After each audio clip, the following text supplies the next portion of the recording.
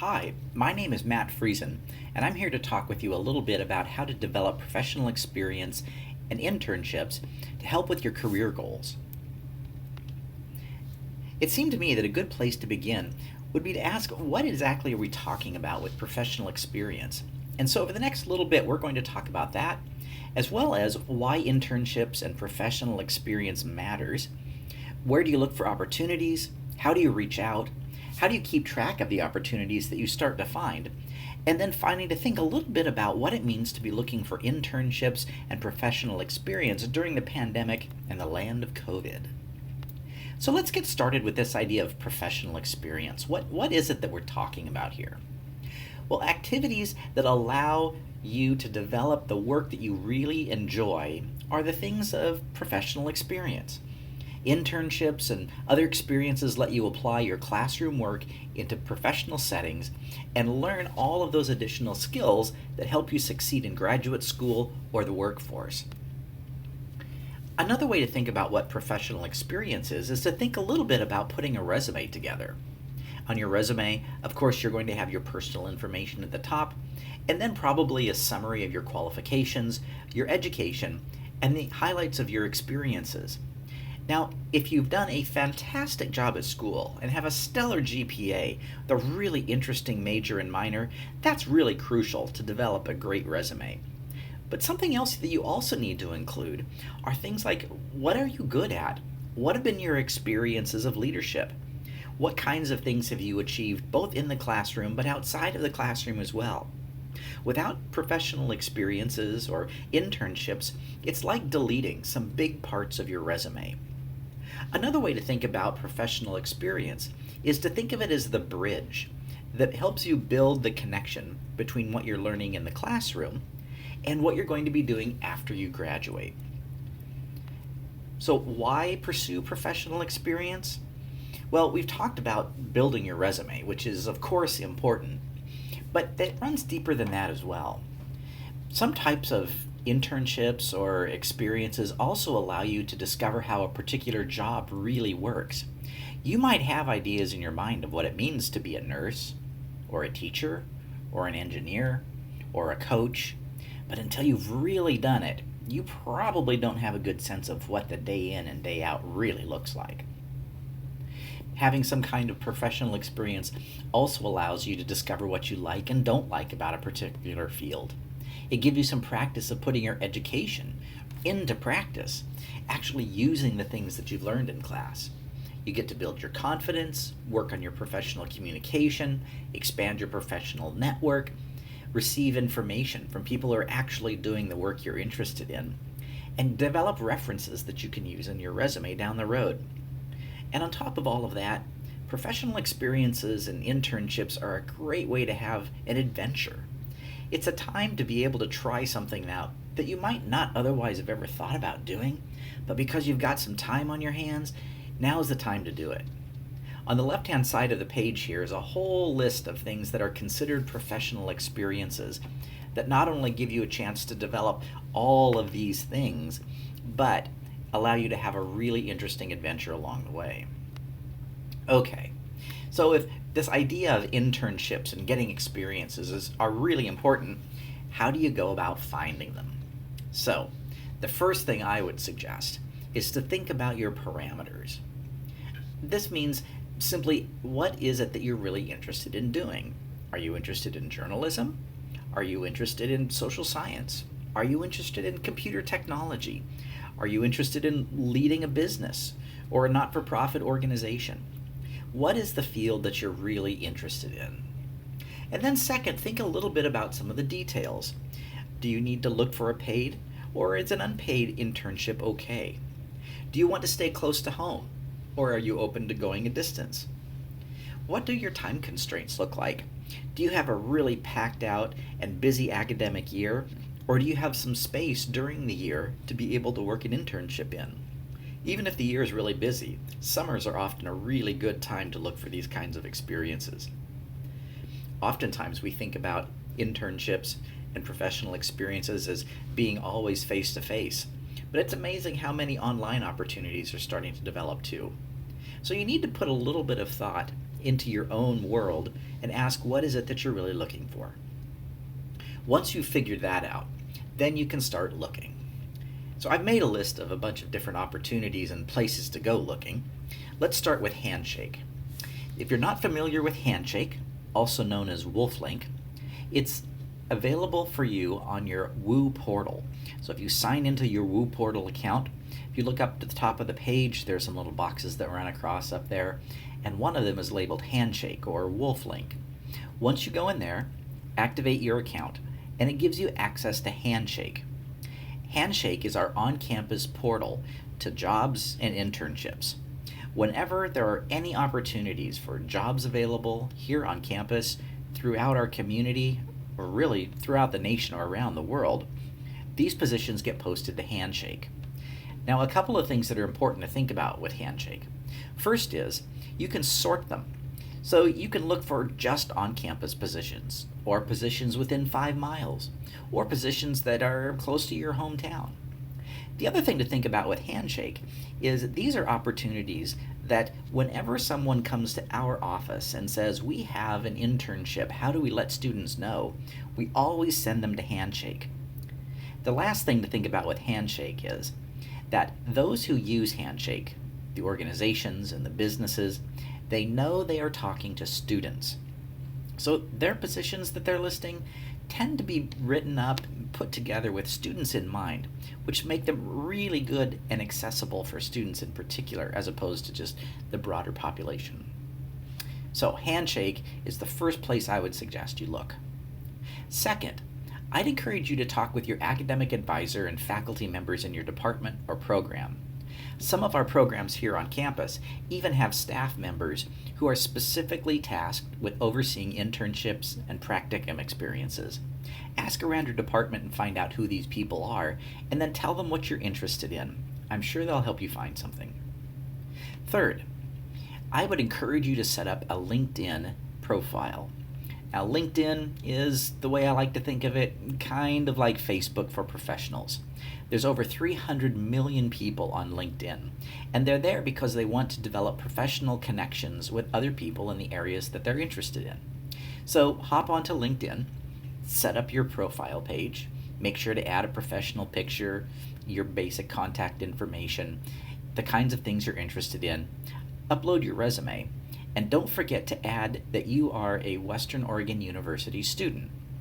Now, once you've done that, you can start to search and filter based on the fields you're interested in, the kinds of companies that you might like to look for. And one thing I would encourage you to especially do is look up alumni. If you look for other people who have Western Oregon University in their profile, you're going to find people at companies, businesses, organizations who are also WU grads. There's something magical about being part of an alumni group. It's amazing that if you happen to be interested in something, say at Nike, and you discover that there are 10 people from Western who are already employed there, that already gives you a fantastic foot in the door. So make sure to get your LinkedIn account set up. If you have questions about it, we have videos and instruction guides on how to set up your account in our office. Just contact us, we'll be happy to help you do it. Fourth, think about your family, your friends, faculty members, employers, coaches, high school teachers, people who are doing the kinds of things that you're interested in. Look them up. Ask them who they might know who are also working at places that you might be interested in. Sit down for a little bit and think about the connections that you have with different fields just through the people who are already in your circles. Don't forget about classmates, friends on campus, roommates, people in your social circles who, once you start asking around, might discover that they have an uncle that works at Boeing and that you would love to find out a little bit more about their work. So sometimes those personal connections that you have are surprising just by looking around you. Fifth, career fairs. Sometimes it takes a lot of work to establish some kind of a connection with a recruiter at an organization that you're interested in. But fortunately for you, 4 to 6 times a year, we bring those recruiters to campus. Usually we do that by having a great big career fair down in the Columbia Room. However, with the COVID pandemic going on, those career fairs are going to shift to online virtual fairs, which in some ways are going to be even better because you're going to be able to sign up for a specific slot to talk with specific recruiters at specific organizations that look really interesting to you. We'll be sharing more information about upcoming career fairs, so keep your eyes open for those and don't miss these chances to be able to talk one-on-one with people who are looking for students to bring in as interns.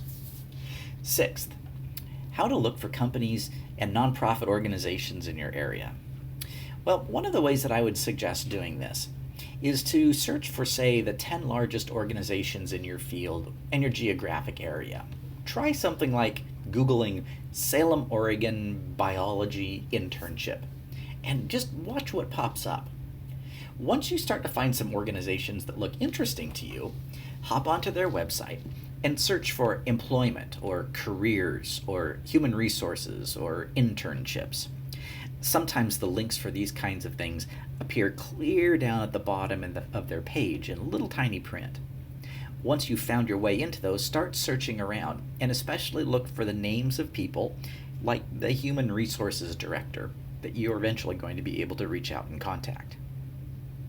Number 7, government opportunities. This is something sometimes we don't think about, but being so close to the capital of the state of Oregon and being from towns around the community here, there are great connections that we have with state, county, and city government opportunities.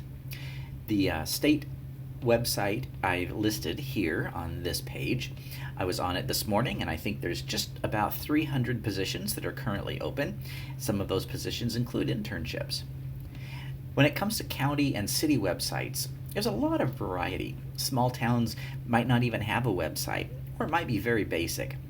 But what you're going to find is even in small towns or smaller counties, there's going to be a tremendous amount of enthusiasm for the leaders of those places who hear from a student from their own small town who are interested in learning more about the work of the small town government. So it doesn't really matter how large or small your community is. Make sure to reach out to those local connections and start to inquire about what possibilities might be there. And finally, number 8, online internships and job sites like Indeed or Glassdoor. They provide lots and lots of lists of different types of internships and job opportunities. Sometimes they're so broad, though, it's really hard to find something that you're genuinely interested in. If I were you, I'd keep a good eye on them, but that's not the main place that I'd put my energy. All right. So here's this big list of different places that you can be using to look for opportunities. What next? Well, once you find some people that you'd like to reach out to, I would suggest that you send an introductory email to the organization's contact person that you found. Now, it might be a person that you found on a website. It might be an uncle of a friend who works at a company that you're interested in. Maybe it's a Western Oregon University alum who happens to be working at a not-for-profit someplace close by that you're curious about their work. This is a template of an email that I'd encourage you to use. Make sure to fill in your own information and organizational information and so forth here. Once you've sent this out, I would encourage you to wait maybe 7 to 10 days. If you don't hear back, it's not a bad idea to follow up at least once. But if you don't hear back after a second time, it's probably best to cross them off your list and move on. As you're doing this, one of the things to keep in mind is that you really want to track this information. I wanted to bring with me here a couple of ways that I've tracked this sort of information in the past.